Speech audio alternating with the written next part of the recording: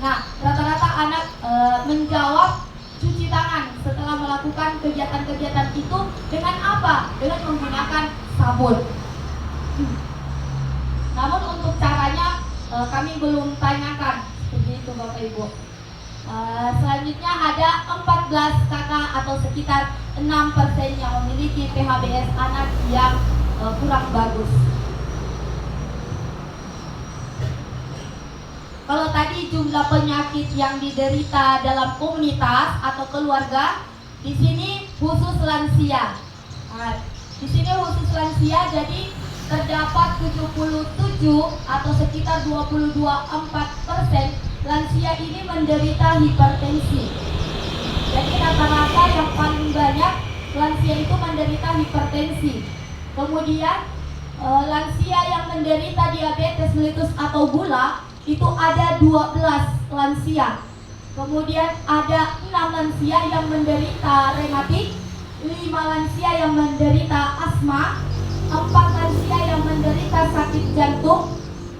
Kemudian ada lansia yang masih menderita TBC, yaitu ada 1.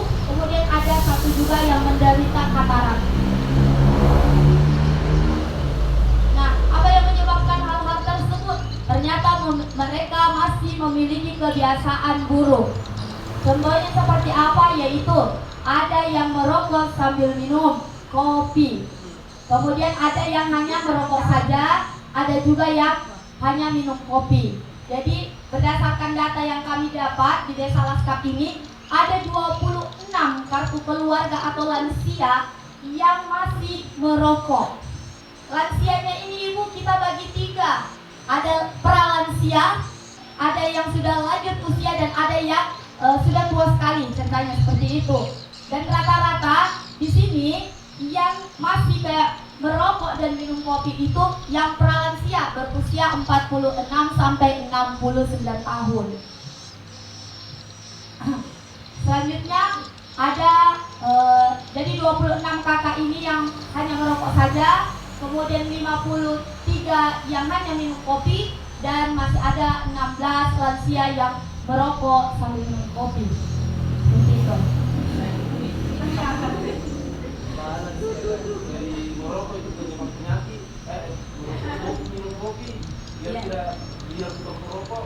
Ya, nanti kami jelaskan Pak, karena ada nanti masalah-masalah yang kami simpulkan. Mungkin diselesaikan dulu datanya kami. Jadi saya lanjut, oke. Di sini rutinitas posyandu lansia. Jadi berdasarkan data yang kami dapat, sekitar 343 lansia yang ada di Desa Laskap ini, ada 26 kakak lansia.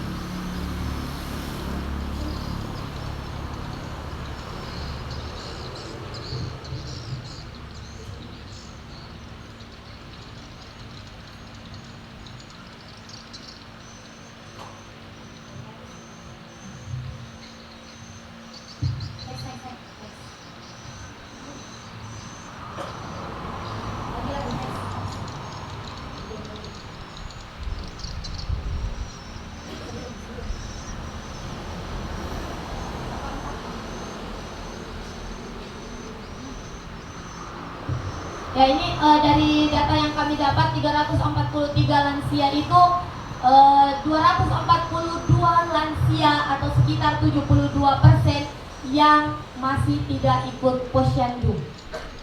Selebihnya ikut posyandu.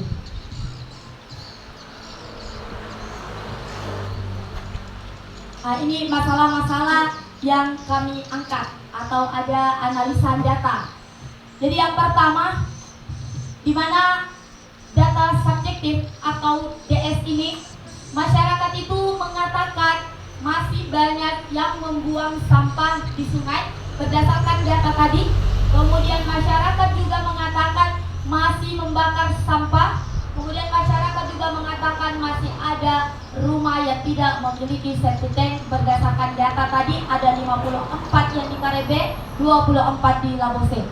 Nah, untuk data objektifnya, data hasil pengamatan yaitu masih banyak sampah di sekitar sungai, bahkan di sungainya ada dan di permukimannya juga ada. Kemudian ada tampak pipa saluran pembuangan tinja ini atau yang tadi septic tanknya itu tidak ada, langsung mengarah ke sungai. Kemudian terdapat 257 kakak yang membakar sampah, 97 kakak yang membuang sampah di sungai, 9 kakak yang membuang sampah sembarangan. Kemudian terdapat 78 kakak yang tidak memiliki septic tank, dan di Karebe itu ada 54 kakak, sedangkan di Labose ada 24 kakak. Sehingga masalah yang kita angkat itu adalah resiko terjadinya penyakit yang berhubungan dengan PHBS yang kurang baik. Kenapa Bapak Ibu? Karena kita tahu bahwa pembuangan sampah ke sungai ini menciptakan lingkungan yang kotor dan tercemar, sehingga kuman maupun partikel-partikel sampah ini bisa saja kita hirup. Apalagi tadi ada yang masih mandi atau mencuci di sungai, apalagi anak-anak. Itu anak-anak kami lihat suka sekali mandi-mandi di sungai seperti itu. Nah, itu bisa saja berpengaruh pada saluran pernafasannya. Saluran pernafasan atas, salah satu gejalanya apa? Itu tadi batuk pilek. Batuk pilek. Yang paling banyak tadi data yang kita dapat penyakit itu adalah batuk pilek. Dan yang paling banyak pada saat kami turun itu adalah anak-anak. Selain itu, kenapa kami mengangkat masalah ini? Karena dia berhubungan dengan PHBS yang kurang baik. Salah satunya juga Ibu adalah sampahnya ini masih dibakar. Sampah yang masih dibakar ini akan menghasilkan asap. Asap apa? Asap iritan atau iritasi, atau bisa saja menyebabkan peradangan. Ya, peradangan, sehingga partikel-partikel halus atau zat kimia dari sampah ini tadi yang dibakar, asap-asapnya itu bisa memperparah batuk pilek Bapak Ibu sekalian. Seperti itu.